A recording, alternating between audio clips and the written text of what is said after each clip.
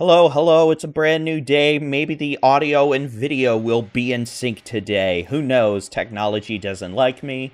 Let's get on with it in this rainy edition of the Texas Weather Roundup.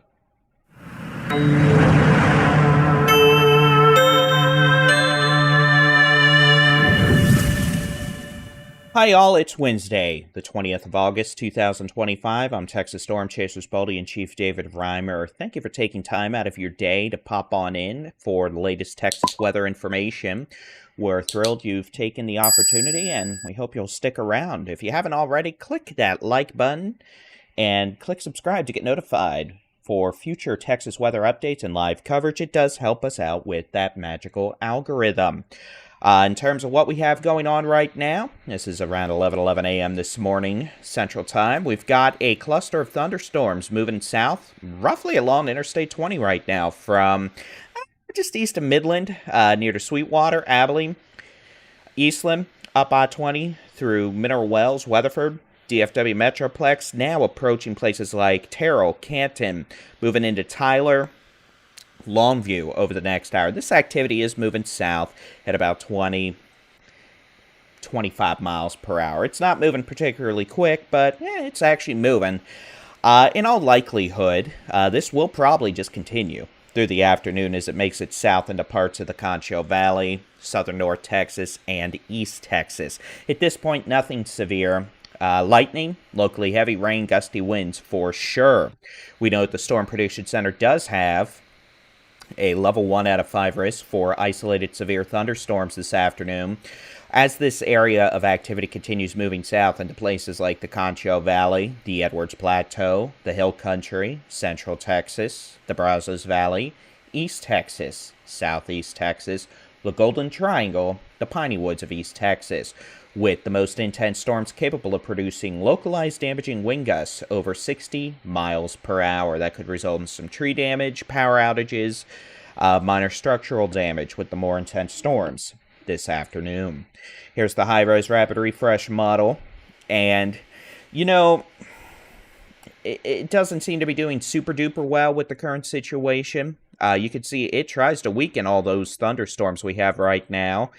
Past experience tells me that may not necessarily be the case, even though that visible satellite imagery we just showed you did have that outflow boundary starting to race south away from those storms, so it's possible the current round will weaken somewhat, and we'll see new thunderstorms develop this afternoon in, well, the regions we just mentioned, with, again, some of those storms producing a lot of lightning, locally heavy rain, gusty to damaging wind gusts.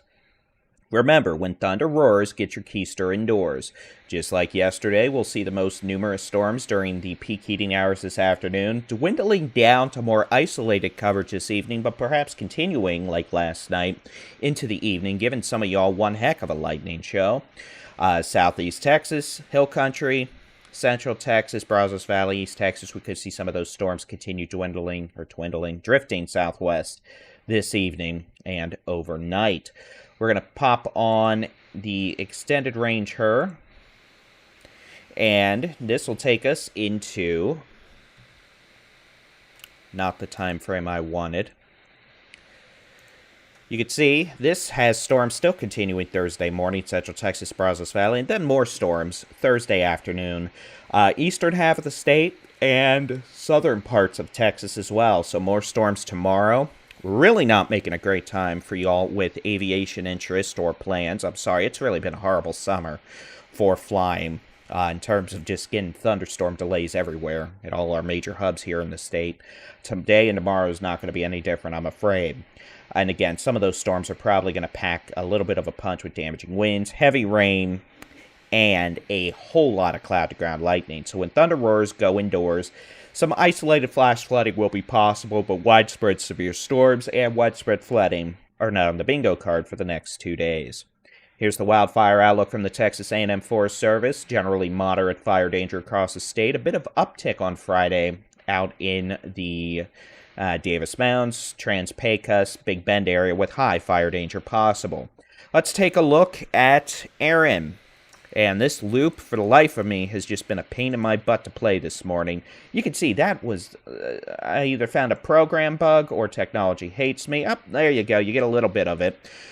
So clearly, Aaron is on the upswing this morning. That eye has returned, and it's looking pretty good on satellite imagery. Recon data shows it is also beginning to intensify, so it's probably going to become a major hurricane once again, with the potential of quite a bit of coastal flooding along the Carolina coast, the Outer Banks, up into the Mid-Atlantic.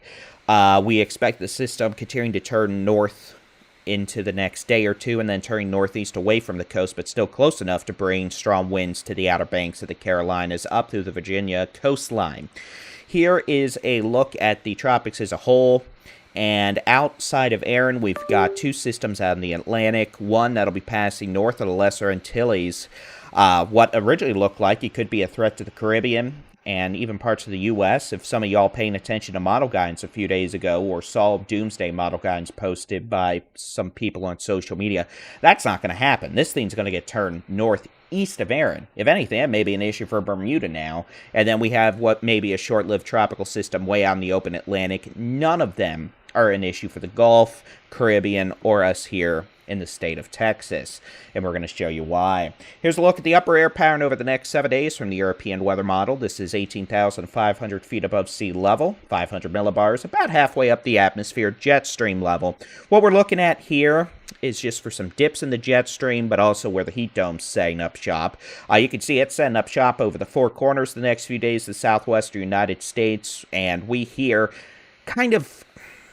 We don't have much overhead, which is why we're getting these pop-up storms and clusters of storms with a weak northerly flow aloft, which brought those storms in from Oklahoma. But without the sinking air of the heat dome overhead, we're just not getting a whole lot in terms of shutting these storm chances off. Going into the weekend of next week, you could see we get one heck of an upper-level trough kicking into the Great Lakes, the Midwest, the Northeast. That's going to push a strong cold front south across a good chunk of the eastern United States, bringing a almost fall-like continental air mass. And the way things are looking, we may get in on some of that here in at least northern and northeastern parts of the state of Texas heading into early next week, with much less humid air trying to filter in, and maybe some cooler weather as well. All right, so let's take a look. Here's the precipitation map. Friday, you can see some storms may continue Thursday night into Friday morning along the upper Texas Gulf Coast. Heading through Friday afternoon, a bit less active. Maybe some storms South Texas, Southeast Texas near the coast, the typical afternoon pop-ups. You can see even western parts of the state were not looking as active until maybe Sunday afternoon and evening. Activity trying to build back into the Panhandle, West Texas. A few pop-up storms. Heading into Monday, you could see some of those storm chances increasing in Oklahoma, Kansas, and the Panhandle. And then it does look like heading into next week with that pattern shift, we may see an uptick in more widespread rain chances. Maybe some heavier rains, too, in the Panhandle up into parts of Oklahoma and Kansas. We'll keep an eye on that. Temperatures over the next 5 days. Today, guess what? It's not as hot in Texarkana. We got really hot there yesterday. 104 to 105 today. Only 99. I know, right? 97 DFW. We're looking at 100 in Austin, 101 San Antonio, 100 Del Rio, 102 in Laredo, 97 in McAllen, 92 Amarillo and Lubbock, and along with El Paso, Odessa, Midland, 98 in Houston, 95 in Orange, 98 in Longview. Tomorrow, a few degrees cooler again up in northeast Texas, 95 Texarkana. Overall, good chunk of the state still in the 90s, but check out those mid-80s in the higher terrain of the Davis Mountains. Marfa, Alpine, 85 tomorrow. Same thing up in the Guadalupe Mountains. And then going into Friday, we still have mostly 90s across Texas, though definitely not the triple digits we were seeing yesterday. Going into Saturday, same story. It's still pretty stinking hot, but it's August. And then on Sunday, you can see we start seeing some 80s filter into the Panhandle. And then we get more active next week with a drop in temperatures, perhaps, for some. Speaking of which, here's the Climate Prediction Center outlook for the 25th through 29th of August. You can see much cooler than average for late August in the Great Lakes, the Midwest. Now, before you correlate this to February and think it's an Arctic outbreak. It just means temperatures are going to be a lot cooler up there, though some folks up in the Great Lakes may actually get down to the 30s for low temperatures, which would be pretty stinking weird for late August. But hey, you know what? I'm sure they'll appreciate the drop in humidity. Northeast U.S., cooler, and then you can see we even have the chance for some below average temperatures filtering into northern parts of Texas for the last week of August for a day or two. We'll see. Precipitation-wise, we do, again, expect things to get a little more precipitous next week, by the way things are looking now, with that cold front trying to filter in, providing a focal point for storm development, especially up in the Panhandle, northern parts of Texas. So, we'll keep an eye on storms going into this afternoon. Remember, when thunder roars, go indoors, and you can always get localized weather forecast, interactive weather radar, and more in the free Texas Storm Chasers mobile app. Just search for Texas Storm Chasers for your download apps to your device. You can find us here on YouTube as well.